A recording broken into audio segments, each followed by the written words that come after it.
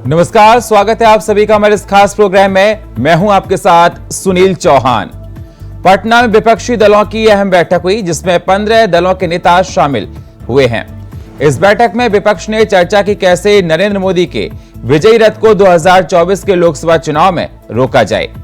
बैठक में राहुल गांधी, मल्लिकार्जुन खड़गे, ममता बनर्जी, नीतीश कुमार, लालू यादव, स्टालिन, केजरीवाल के साथ साथ तमाम विपक्षी दलों के नेता इसमें शामिल हुए।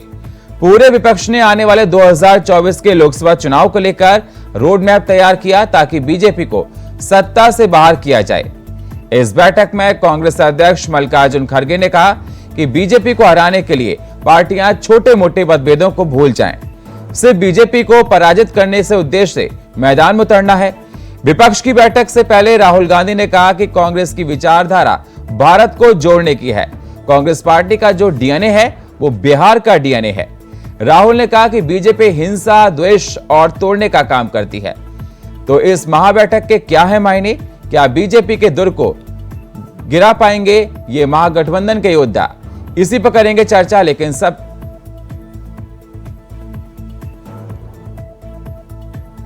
तो पटना में जो ये बैठक बहुत महत्वपूर्ण देखी जा रही है। लगातार ये देखा जा रहा है कि जो विपक्षी दल है नरेंद्र मोदी को 2024 में रोकने के लिए सारी कोशिश कर रहा है। अरविंद केजरीवाल लगातार कहा जा रहा है कि इस बैठक में है वो ऑर्डिनेंस की बात कर रहे हैं, अध्यादेश को लेकर बात की जा रही है और तमाम सूत्रों के द्वारा जानकारी भी निकलकर सामने आ रही है।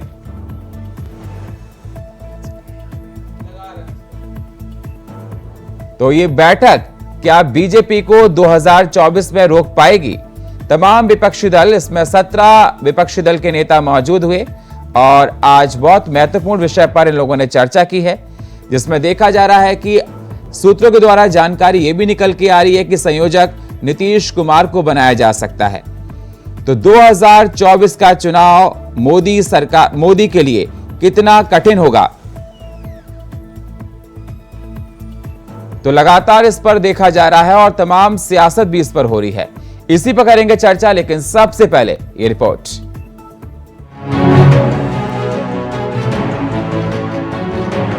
तो आखिरकार वो घड़ी आ ही गई जिसको लेकर विपक्ष कई महीनों से कोशिश कर रहा था। एक साथ एक छत के नीचे इकट्ठा हुआ विपक्ष का कुनबा बता रहा है कि पटना की बैठक विपक्षी एकता का गवाह बनने जा रही है। बैठक के बाद विपक्षी एकता का प्रयोग सफल होगा या फिर नहीं, ये तो भविष्य के गर्भ में है। मगर इस बैठक को लेकर विपक्षी खेमा गदगद है। बैठक है वो बहुत ही महत्वपूर्ण है और जो समान विचारधारा के लोग हैं, जो इस देश के संविधान की रक्षा के लिए लड़ रहे हैं, जिस तरीके से कांग्रेस पार्टी, राहुल गांधी जी, मल्लिकार्जुन खड़गे जी लड़ रहे हैं, तो हम चाहते हैं कि सभी समान विचारधारा के लोग एक साथ खड़े हों। आज पटना में उसकी शुरुआत हो रही है और जो लोग भी अभी नहीं शामिल हो पा रहे हैं किसी वजह से या कोई उनके कारण है, तो वो आगे जरूर जुड़ेंगे, क्योंकि अब देश देख रहा है कि प्रत्यक्ष रूप से कौन भारतीय जनता पार्टी के साथ खड़ा है, अप्रत्यक्ष रूप से कौन खड़ा है। और इस समय जो पोस्टर वार चल रहा है जो समाजवादी पार्टी का, तो हम तो इतना ही कहेंगे कि इस समय बड़ा दिल दिखाने की जरूरत है। निज स्वार्थों को छोड़कर इस देश के युवाओं, किसानों और आम आदमी और दलित, अल्पसंख्यक जितने भी है, पिछड़े, उन सब के हित में खड़े होने की जरूरत है, एक साथ आने की जरूरत है। और निश्चित तौर पे 2024 के चुनाव है उसके लिए यह बैठक तय हो रही है, क्योंकि आज जो मुख्य बात है, जो भारतीय जनता पार्टी लोकतंत्र को और संविधान को पूर्णतः खत्म करना चाहती है, उसको बचाने की लड़ाई को लड़ने की आवश्यकता है। उसी के लिए विपक्षी दल सभी आज एकत्रित हो रहे हैं।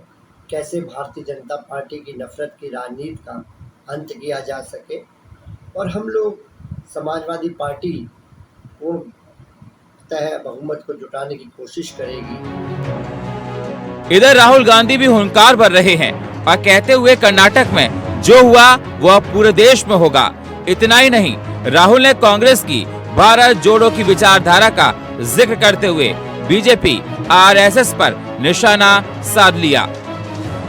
यहाँ पे देश के सब ऑपोजिशन की पार्टियां आई हैं, एक साथ मिलकर हम बीजेपी को हराने जा रहे हैं। आपने देखा होगा कर्नाटक में बीजेपी के नेताओं ने बहुत लंबे भाषण किए, हर कोने में घूम लिए और नतीजा आपको दिख गया कर्नाटक में क्या हुआ। देखा आपने?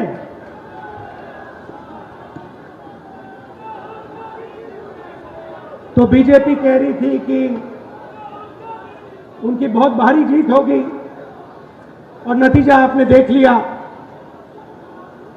जैसे ही कांग्रेस पार्टी एक साथ खड़ी हो गई, वैसे ही कर्नाटक में बीजेपी गायब हो गई। और मैं आपको इस स्टेज से कह रहा हूं, इस स्टेज से कह रहा हूं, तेलंगाना में, मध्य प्रदेश में, छत्तीसगढ़ में, राजस्थान में आपको बीजेपी नहीं दिखाई देगी, कांग्रेस पार्टी जीत के दिखाएगी। राहुल गांधी, ममता बनर्जी, अरविंद केजरीवाल के साथ साथ 15 दलों के नेता इस महाबैठक का हिस्सा बने हैं। मगर इस बैठक में अमृत निकलेगा या फिर विष, ये तो आने वाला वक्त बताएगा। मगर इतना जरूर है कि नीतीश कुमार का ये राजनीतिक कौशल ही है कि कम समय में उन्होंने 1.5 दर्जन विपक्षी दलों को एक मंच पर लाकर बिठा दिया है, क्योंकि आपस में टकराते रहने वाले और एक दूसरे को फूटी आंख नहीं सुहाने वाले दल भी एक साथ बैठने को तैयार हो गए। तो ऐसे में सवाल ये है, हाथ तो मिले मगर क्या 24 के लिए दिल भी मिलेंगे? Bureau report, India voice, Lucknow.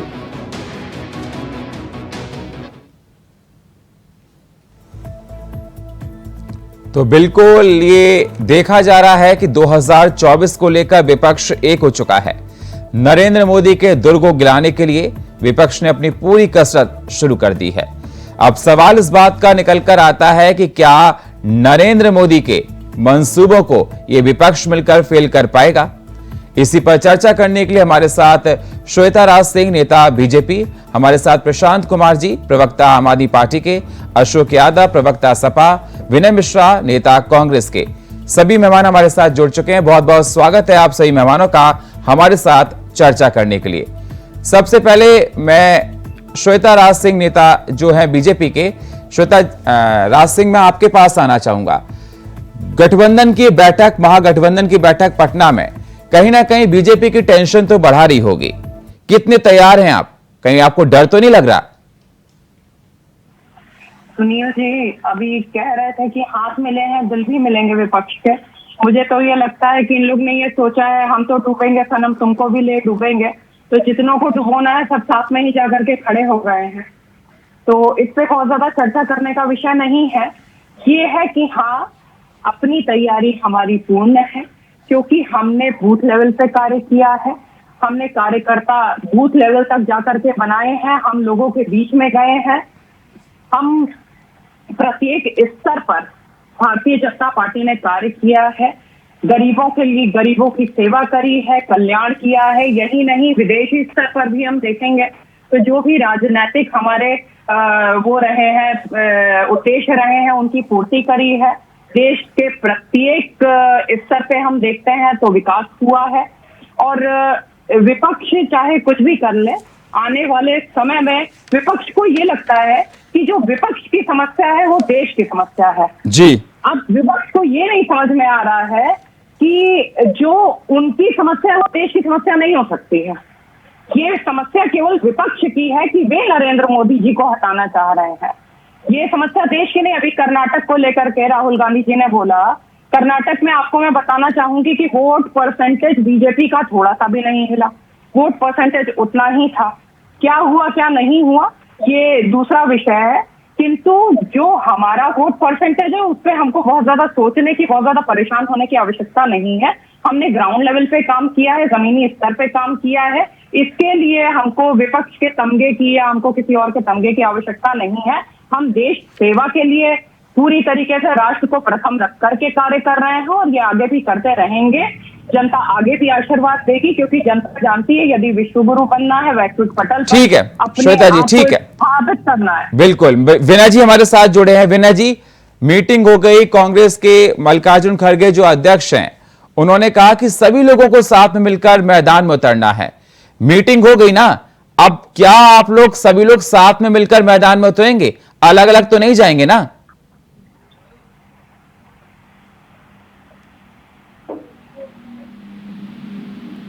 विनय जी, मेरी आवाज मिल रही है विनय जी आपको?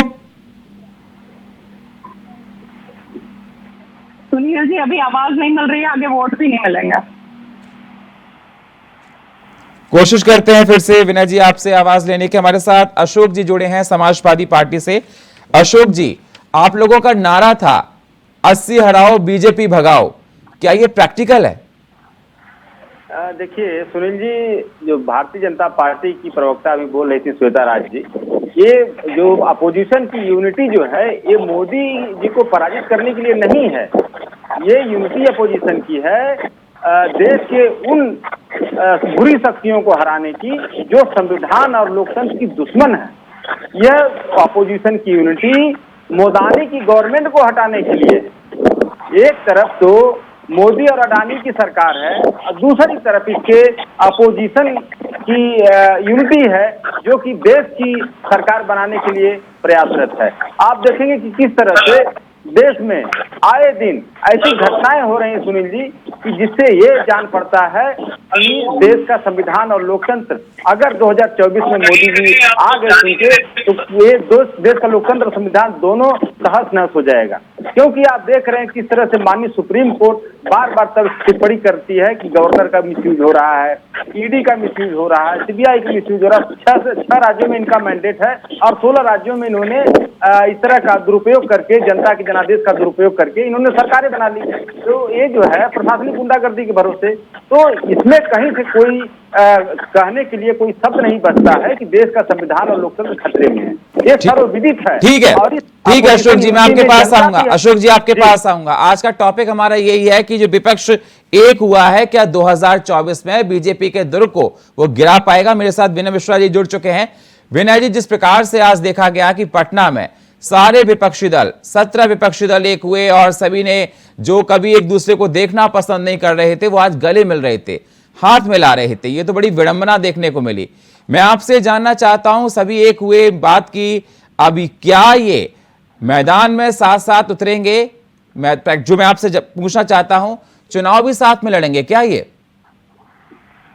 देखिए, ये जो आज एकता आपको दिखाई पड़ रही है, ये माननीय राहुल गांधी की भारत जोड़ो यात्रा की वजह से ऐसा संभव हुआ है। आज देश में लोकतंत्र खतरे में, एक राजतंत्र की तरह, एक तानाशाह की तरह मोदी जी इस देश को चला रहे हैं, जहां पर जनता की आवाज सुनी नहीं जा रही है, केवल अपने फैसले थोपे जा रहे हैं।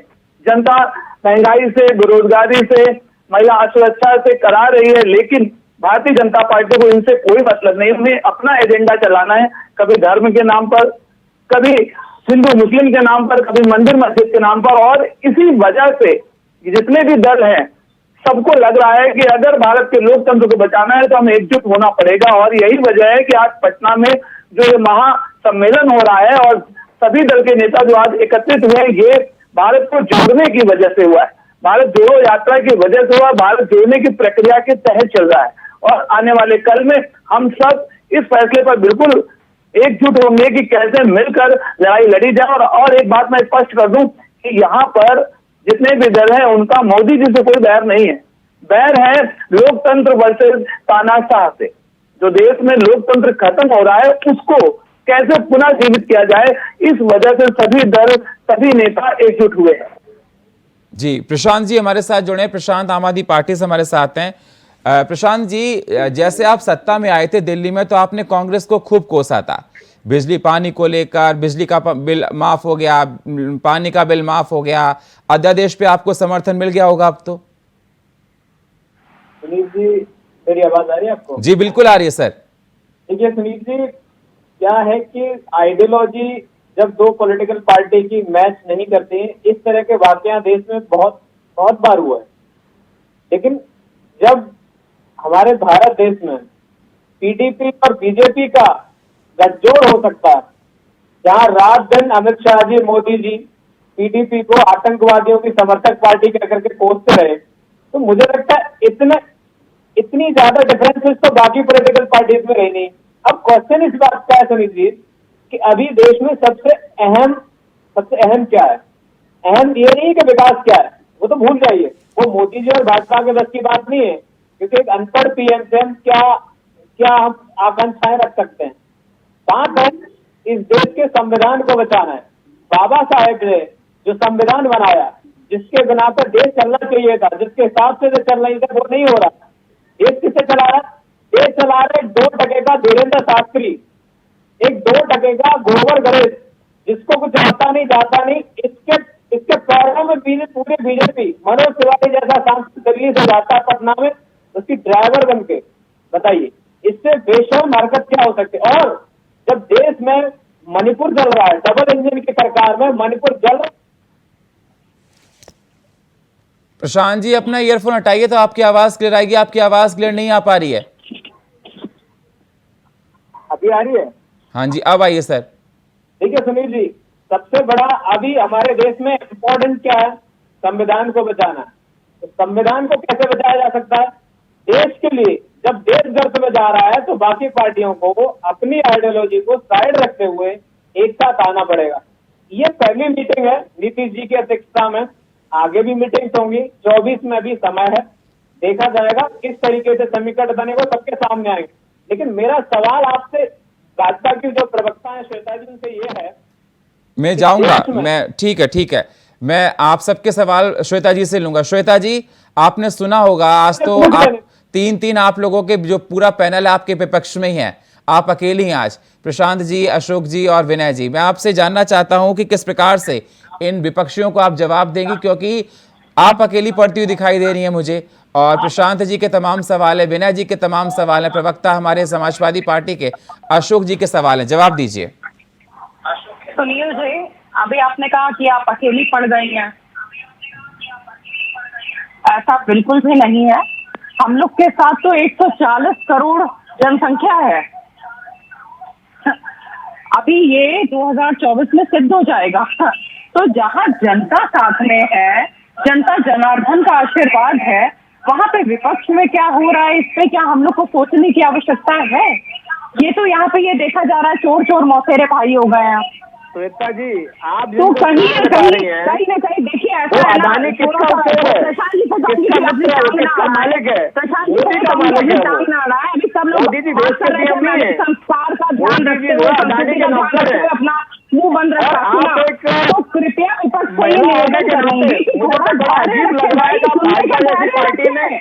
अरे प्रशांत जी, आपके नाम शांत रहना सीखे। महिलाओं का सम्मान नहीं, इनके सांसद महिलाओं का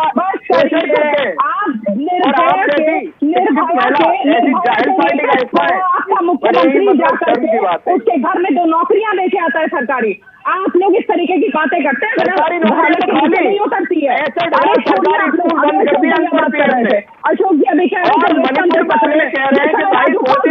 से मारा जाता था, प्रधानमंत्री में नहीं था,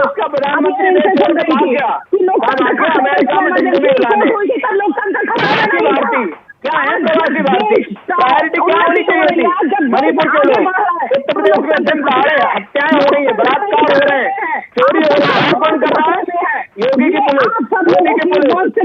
लोकतंत्र की हत्या कर दी है जिस पार्टी ने, जिस प्रधानमंत्री लोकतंत्र को खत्म कर दिया हो, जिसको सुप्रीम कोर्ट के आदेश का पालन नहीं करना आता, जिसकी नजर में राष्ट्रपति जी कुछ नहीं है, जिसकी नजर में जनता जनार्दन कुछ नहीं है, विपक्ष कुछ नहीं है, जो अपने आप को तानाशाह समझ बैठा है, ऐसे तानाशाह का भूत उतारने के लिए भारत देश की 140 करोड़ जनसंख्या, जनता जनार्दन एक साथ आ चुकी है। 24 में मोदी जी का ऐसा भूत उतारा जाएगा, ये गायब हो जाएंगे और उतारना शुरू कर दिया।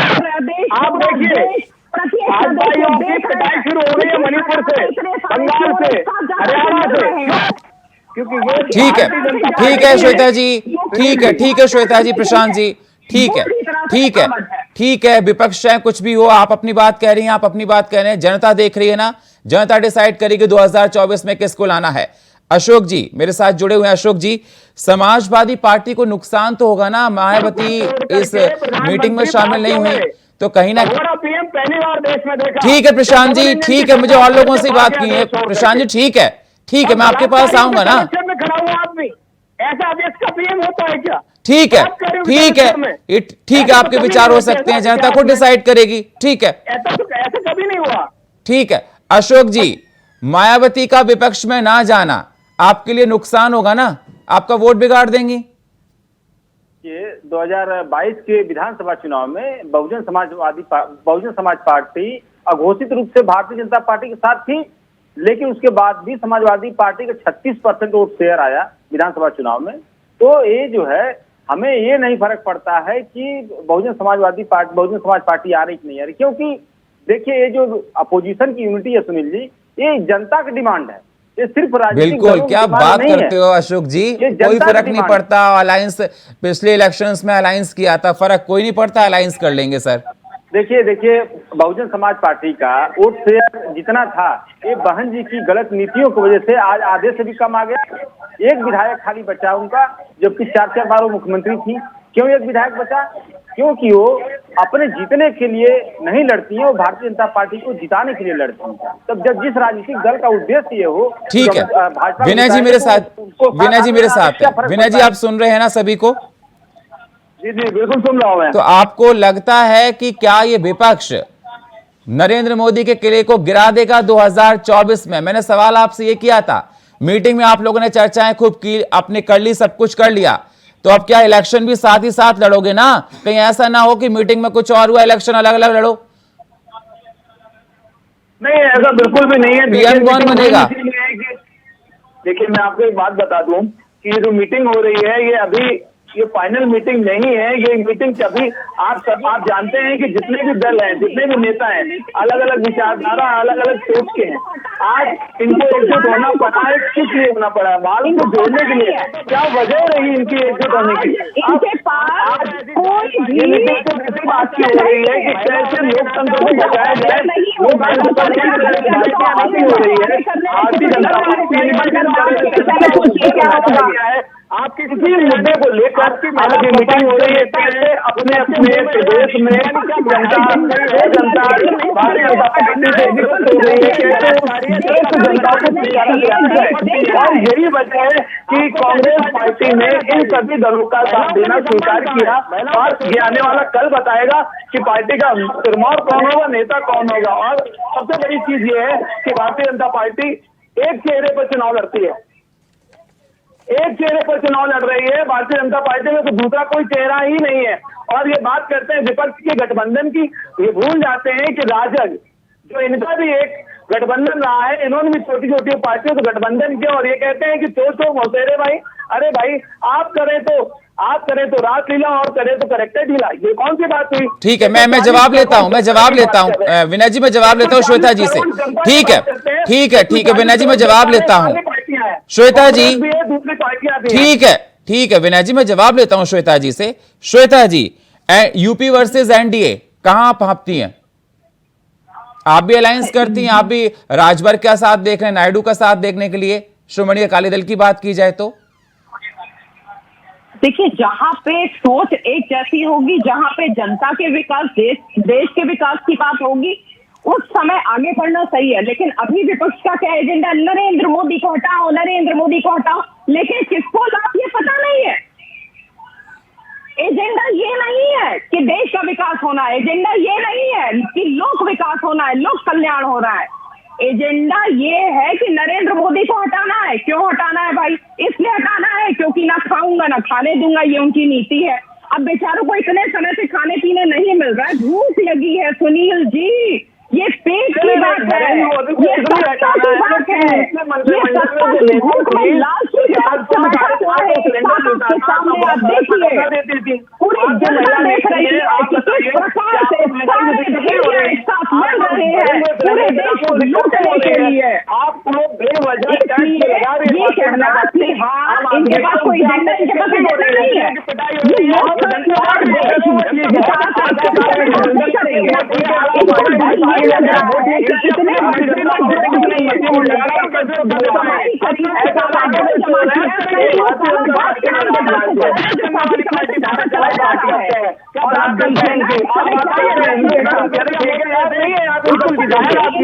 एक एक करके भाई, एक एक करके, ऐसे आवाज समझ में नहीं आ रहा है। प्रशांत जी मैं आपके पास आऊंगा, सर आप कंटिन्यू बोल रहे हो, मैं आपके पास आऊंगा सर, अपनी बात आप रखना, मैं आपके पास आऊंगा। श्वेता जी आप बोलिए, फिर प्रशांत जी के पास जाता हूं।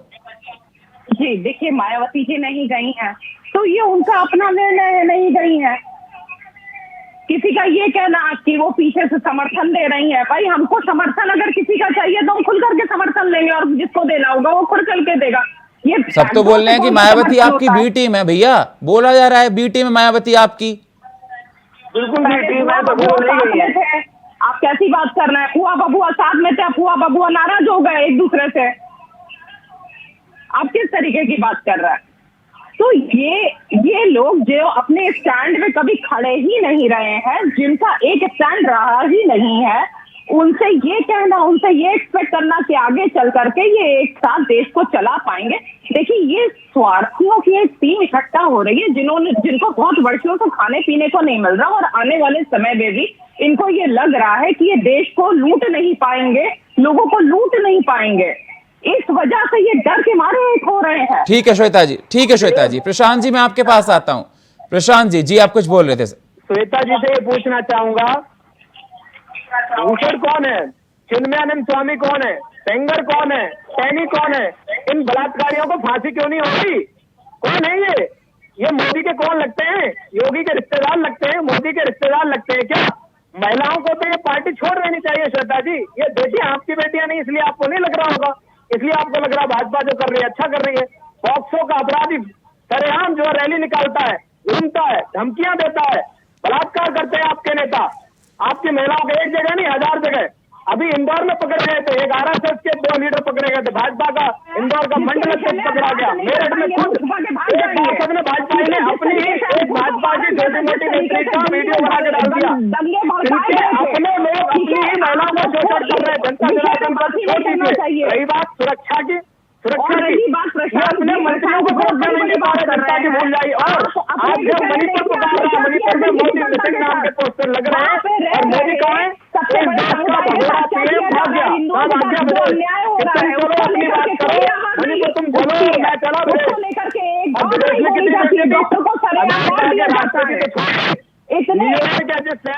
तो ऐसा है जिनके घर शीशे के होता है, दूसरों पे पत्थर नहीं चलाते। एक सेकंड श्वेता जी, एक सेकंड। प्रशांत जी मैदान जला दिया। प्रशांत जी आपकी आवाज नहीं हमारे पास क्लियर आ पा रही है, आप क्या बोल रहे हो? ठीक से आवाज नहीं आ रही, आपकी ईपी थोड़ा दूर रखिए। सुनील जी, यही तो मैं कह रही हूँ, कुछ क्लियर नहीं है। इतनी देर से मैं यही तो बताने का प्रयास कर रही हूँ, कुछ क्लियर नहीं है। अभी आपस में एक दूसरे के ऊपर पथराव करते हुए विपक्ष दिखाई देगा, ये मेरी भविष्यवाणी है। ठीक है विनय जी, मैं आपके पास जा रहा हूँ। विनय जी कुछ कहना चाहते हैं, फिर मैं अशोक जी के पास जाऊंगा। विनय जी। देखिए, मैं कहना चाहता हूं कि श्वेता जी से मैं एक प्रश्न करना चाहता हूं कि 140 करोड़ जनता की बात कर रही थी, जिन राज्यों में बीजेपी हार रही है, क्या वो इस देश में नहीं आते हैं?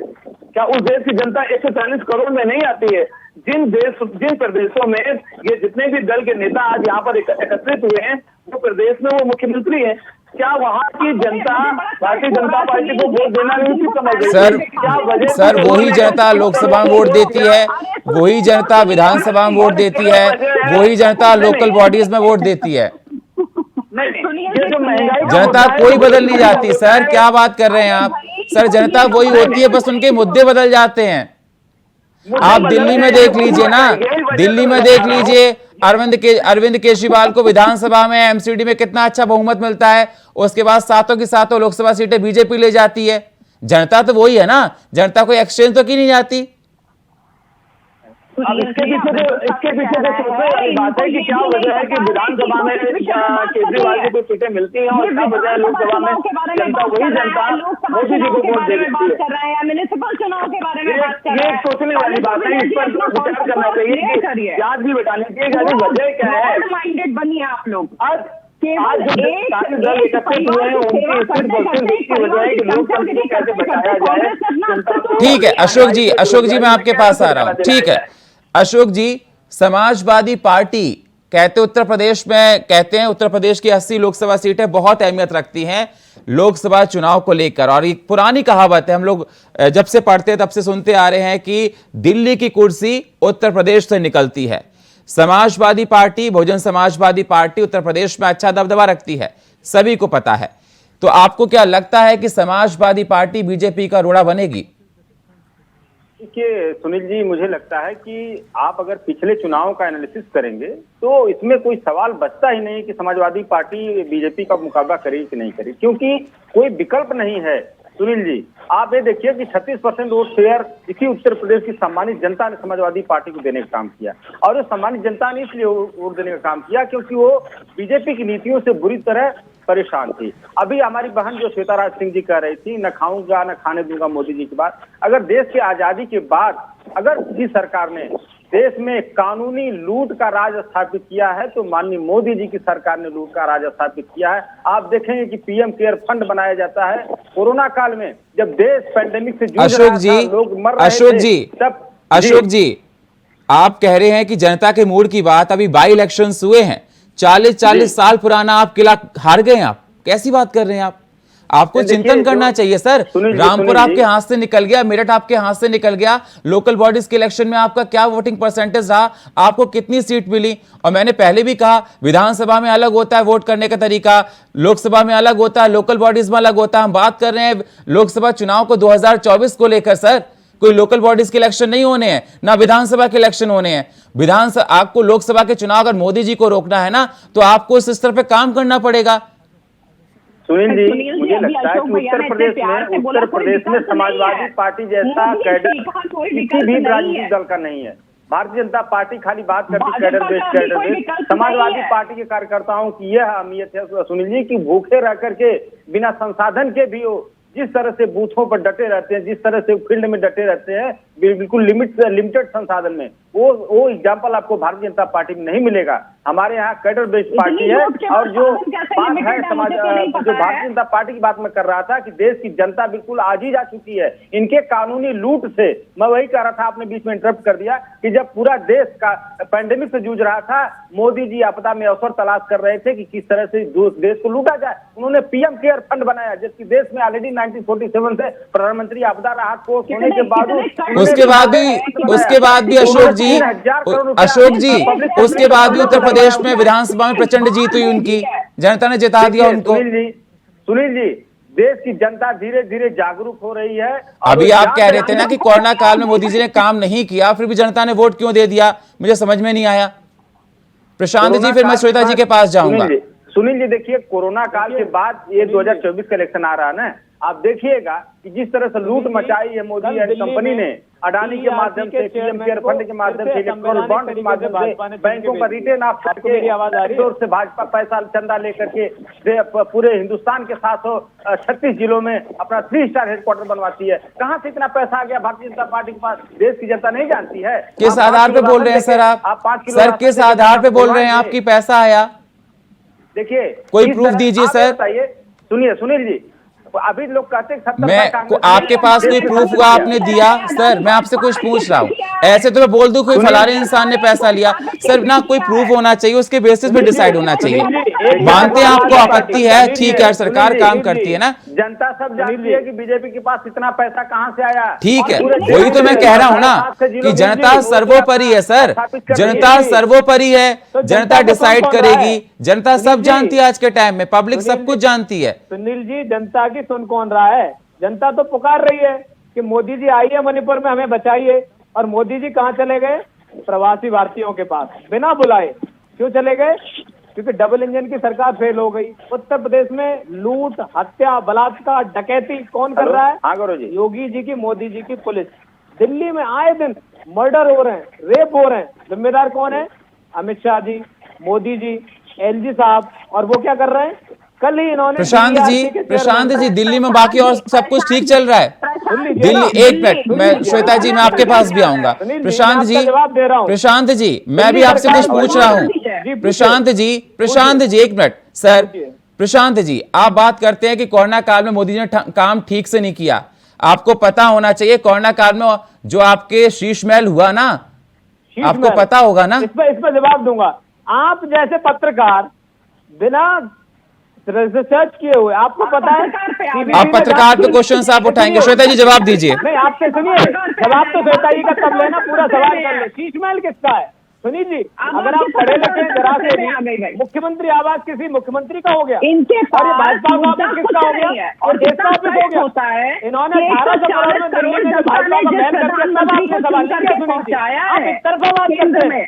इसमें किसका है? इनके भी सीबीसी ने प्रधानमंत्री जांच हैं। करके रिपोर्ट सौंप दी। प्रधानमंत्री आपने का पढ़ी नहीं वो? नाम किस प्रकार से आपने पढ़ी लेते नहीं, हैं, ये क्योंकि आपको इनके पढ़ी नहीं। संस्कार आपको दिखाते लगता है हैं। मोदी सब कुछ है। लेकिन आपको श्वेता जी लगता है आपको ये भाजपा सब मानना कुछ है। पड़ेगा, श्वेता जी आपको ये मानना पड़ेगा, महंगाई है, बेरोजगारी है, आप इससे बच नहीं सकती। भाजपा ऑफिस बना रही है, भाजपा जनता का पैसा देखिए, ऐसा है ना सुनील जी, जो भी है वो वैश्विक स्तर पे है। कोरोना काल से जो भी स्थितियां परिस्थितियां रही हैं, बना के दे रही है जनता के लिए। आप बताइए देश में और जिस अभी 20 मई की देश सुनील जी आप बात कर रहे अपने हैं, पैरों पे आप पढ़ खड़ा लीजिए हुआ इसको है, दोबारा अभी से देश हमारा रिपोर्ट प्रगति कर रहा है। कोरोना काल से हमारा देश उभर पाया सेंट्रल है, गवर्नमेंट तो ने वो रिपोर्ट इसलिए सेंट्रल रहा है गवर्नमेंट क्योंकि ने जांच कराई है, जिसमें साफ साफ ये बताया गया है कि ये संतुष्ट व्यक्ति का नेतृत्व जो है अन्य 1997 में अन्य देशों को देखा है कि किस प्रकार से वो मानक के करके बाहर निकल नहीं है। गए, ये इकोनॉमी तो मोदी बर्बाद मीडिया हो ने गई है। चंद पैसों आज भी हमारा देश प्रगति कर रहा है, आज भी जीडीपी हमारी बढ़ रही है, महंगाई की दर किसका करे वो? केजरीवाल जी का करे वो?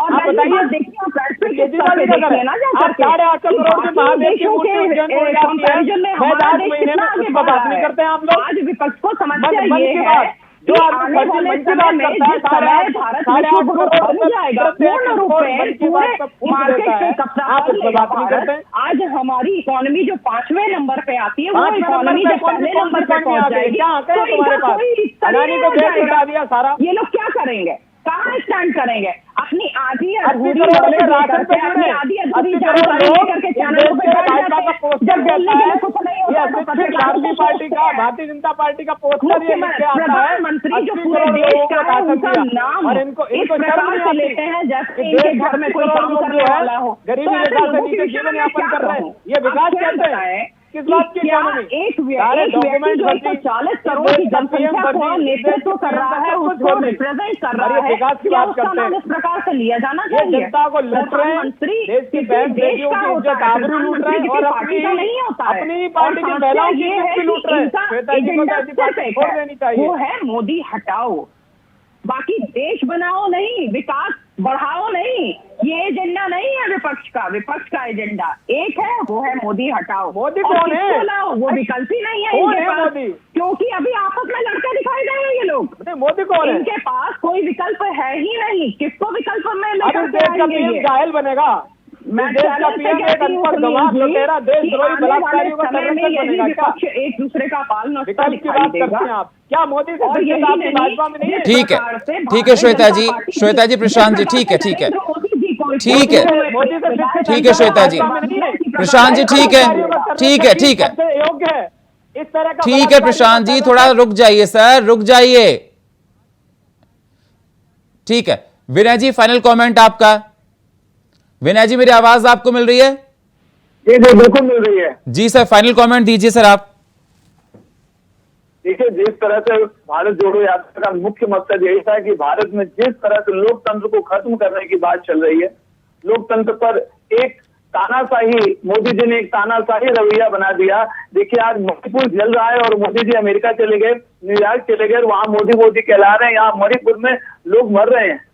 आप देखिए किस तरह से यहाँ की जनता त्रस्त है और मोदी जी बाहर घूमने में मस्त है। कैसे यहाँ बेटियां धरना दे रही थी और कैसे उनके सांसद ने नहीं किया। जिस तरह से लोकतंत्र की हत्या की जा रही है कांग्रेस पार्टी। चलिए ठीक है, मोदी जी बाहर घूमने गए हैं, ठीक है सर, ठीक है, जनता जवाब देगी, जनता जवाब देगी, पब्लिक सब देख रही है, 2024 के इलेक्शन को लेकर सब पब्लिक देख रही है। बहुत बहुत शुक्रिया श्वेता जी आपका, प्रशांत जी आपका, अशोक जी आपका और विनय जी आपका चर्चा में जुड़ने के लिए। तो वह सवाल इस बात का ही निकल कर आता है कि क्या विपक्ष नरेंद्र मोदी को रोक पाएगा? लगातार प्रयास ये किए जा रहे हैं। पटना में आज रैली हुई जिसमें पूरा विपक्ष एकजुट हुआ और नरेंद्र मोदी को रोकने के लिए सारे फॉर्मूले सेट किए गए। और फिलहाल हमारे इस खास प्रोग्राम में इतना ही। बाकी खबरों के लिए आप बने रहिए इंडिया वॉइस के साथ। तब तक के लिए नमस्कार।